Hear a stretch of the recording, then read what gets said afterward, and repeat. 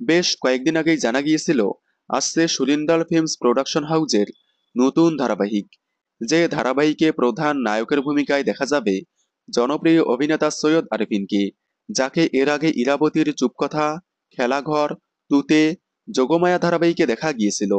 জানা গিয়েছিল তার বিপরীতে দেখা যাবে অভিনেত্রী স্বীকৃতি মজুমদারকে। এরপরে জানা গিয়েছিল স্বীকৃতি মজুমদার নয়, তার বিপরীতে দেখা যাবে অভিনেত্রী অনুষ্কা গোস্বামীকে। তবে এবার ফাইনাল জানা গেল তার বিপরীতে দেখা যাবে জনপ্রিয় অভিনেত্রী খেয়ালি মণ্ডলকে।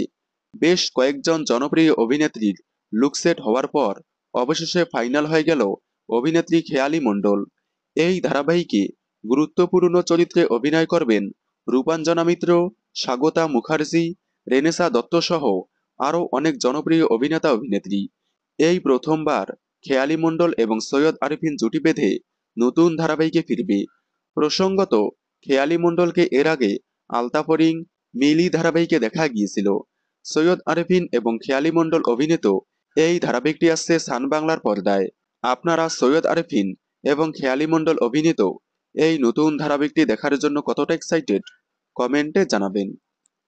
বাংলা বিনোদনের এই ধরনের সকল আপডেট সবার আগে পেতে চ্যানেলটি সাবস্ক্রাইব করে পাশে থাকা বেল আইকনটি বাজিয়ে দিন। ধন্যবাদ।